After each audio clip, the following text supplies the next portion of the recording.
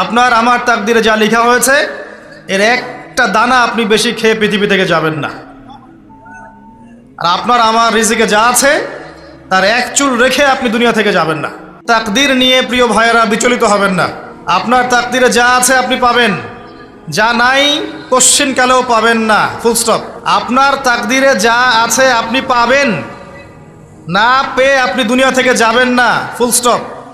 আর আপনার তাকদিরে যা নাই সারা দুনিয়ার মানুষ মিলে আপনাকে দিতে পারবে না। এই চিন্তাটা আগে মাথার মধ্যে সেট করেন। এই দুনিয়ার জীবনে আপনার দুনিয়ার বাড়ি গাড়ি, টাকা পয়সা, রিজিক, ব্যবসা বাণিজ্য, স্ত্রী সন্তান, এগুলোকে নিয়ে এত বিচলিত হওয়ার কিছু নাই।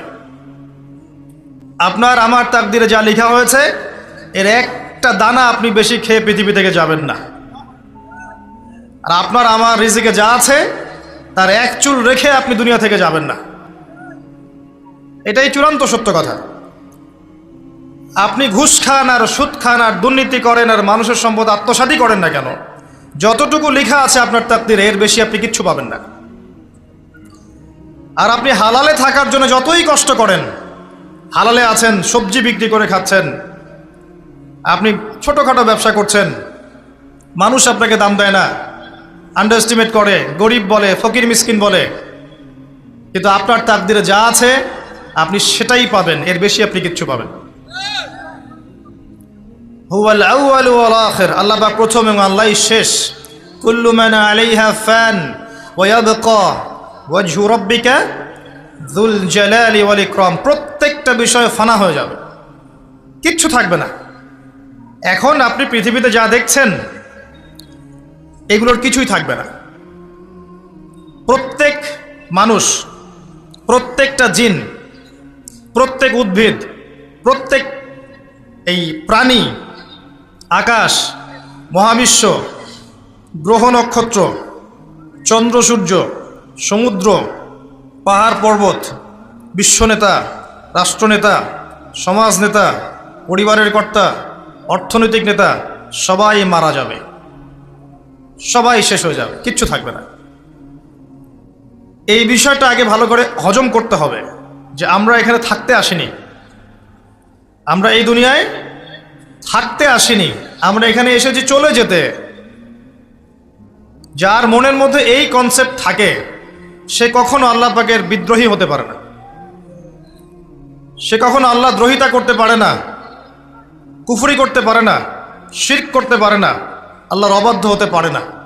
যার মনের মধ্যে এই চিন্তা বদ্ধমূল যে আমি এখানে থাকতে আসিনি, আমি এখানে মুসাফিরের মতো এসেছি, গাছের ছায়া বিশ্রাম নিচ্ছি, বিশ্রাম নিয়ে শেষ হবে চলে যাব। যারাই আল্লাহ দ্রোহিতায় লিপ্ত হচ্ছে, শিরিক করছে, বেদাত করছে, হারাম খাচ্ছে, ঘুষ খাচ্ছে, সুদ খাচ্ছে, জেনা করছে, আল্লাহ দ্রোহিতা করছে, আল্লাহর বিধানকে অস্বীকার করছে, তারা ইনডাইরেক্টলি ধরে নিয়েছে যে তারা মনে হয় পৃথিবীতে চিরকাল থাকবে। কারণ যদি কিয়ামতের মাঠের কথা তাদের স্মরণ থাকতো তারা কখনো এই কাজগুলো করতে পারতো না, পারতো? এবার আসেন, আল্লাহ পাক কলম সৃষ্টি করে তাকদির লিখেছেন, অতএব তাকদির নিয়ে প্রিয় ভাইয়েরা বিচলিত হবেন না। আপনার তাকদিরে যা আছে আপনি পাবেন, যা নাই কোশ্চিনকালেও পাবেন না, ফুল স্টপ। আপনার তাকদিরে যা আছে আপনি পাবেন, না পেয়ে আপনি দুনিয়া থেকে যাবেন না, ফুল স্টপ। আর আপনার তাকদিরে যা নাই সারা দুনিয়ার মানুষ মিলে আপনাকে দিতে পারবে না। এই চিন্তাটা আগে মাথার মধ্যে সেট করেন। এই চিন্তা যার মধ্যে ইনস্টল করা আছে সে আত্মহত্যা করে না কখনো, সে হতাশ হয় না কখনো, সে ভয় পায় না, আল্লাহর পথে চলতে গিয়ে পিছু পা হয় না, সে জালেমের সামনে মাথা নত করে না। যার মাথায় এই চিন্তা আছে যে আল্লাহ যা লিখেছেন এটা হবে, যা লিখেন নাই সারা দুনিয়ার মানুষ মিলে সেটা হবে না, সিম্পল। এর মধ্যে আল্লাহ পাক পরীক্ষায় ফেলবেন, ওই বিষয়টা ডিফারেন্ট। আমি অবশ্যই তোমাদেরকে পরীক্ষা করব, ভয় দিয়ে, ক্ষুধা দিয়ে, সন্তানের কি ইন্তেকাল দিয়ে, ফসলের ক্ষতি দিয়ে, সম্পদের ক্ষতি দিয়ে আমি পরীক্ষা করব। কিন্তু যারা সবর করবে এবং যারা এই কনসেপ্ট রাখবে ইন্না লিল্লাহি ওয়া ইন্না ইলাইহি রাজিউন, এদেরকে আল্লাহ পাক প্রশংসা করেছেন, ইনশাআল্লাহ এরা সফল হবে। আল্লাহ পাক তাকদীর লিখে ফেলেছেন, তাকদীর নিয়ে টেনশন করবেন না, রিজিক নিয়ে টেনশন করবেন না। এখনকার যুব সমাজের সবচেয়ে বড় টেনশন রিজিক। একটা জব, একটা ভালো জব, একটা ভালো ব্যবসা, সে সিকিউরড লাইফ চাচ্ছে। রিজিক নিয়ে চিন্তা করবেন না। আপনার কাছে যে রিজিক আছে এটা আপনার কাছে আসবেই ইনশাআল্লাহ। হয়তো সময় লাগছে কিন্তু আপনার কাছে আসবে ইনশাআল্লাহ তাআলা। আপনি হালালের উপর থাকবেন, ন্যায়ের উপর থাকবেন। আপনি অন্যায় পথে রিজিক সার্চ করবেন না। আপনার তাকদিরে যে রিজিক আছে আপনার কাছে আসবে ইনশাআল্লাহ। এবার আসেন, আল্লাহ পাক এরপরে সৃষ্টি করেছেন মহাবিশ্ব। এই পুরো মহাবিশ্ব তাকদির লিখার পরে মহাবিশ্ব কয় দিনে? ফি সিত্তাতি আইয়াম, 6 দিনে। মাত্র 6 দিনে আল্লাহ পাক পুরো মহাবিশ্ব সৃষ্টি করেছেন।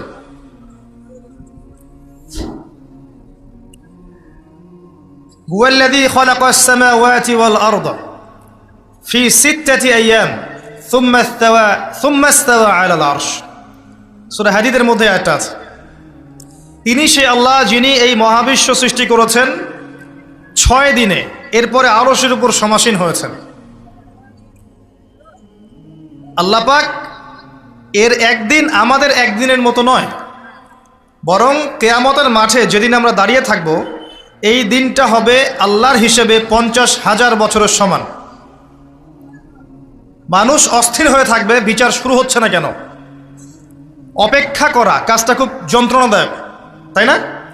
কারো জন্য অপেক্ষা করে আছেন, 1 ঘন্টা পর আসবে, এলো না, আপনি অস্থির হবেন। 2 ঘন্টা পর এলো না, 10 ঘন্টা পর এলো না, আপনি অস্থির হবেন, পায়চারি করবেন, বই পড়বেন, নাস্তা খাবেন, হাঁটাহাঁটি করবেন, আপনি ব্যাকুল হয়ে যাবেন। অপেক্ষা করা একটা ডিফিকাল্ট কাজ। কিয়ামতের মাঠে মানুষ 50,000 বছর অপেক্ষা করবে, বিচার শুরু হচ্ছে না কি জন্যে। সবাই গিয়ে ধন্না দিবে, প্রথমে আদম আলাইহিস সালাম, তারপরে নূহ আলাইহিস সালাম, ইব্রাহিম, মূসা, ঈসা আলাইহিমুস সালাম।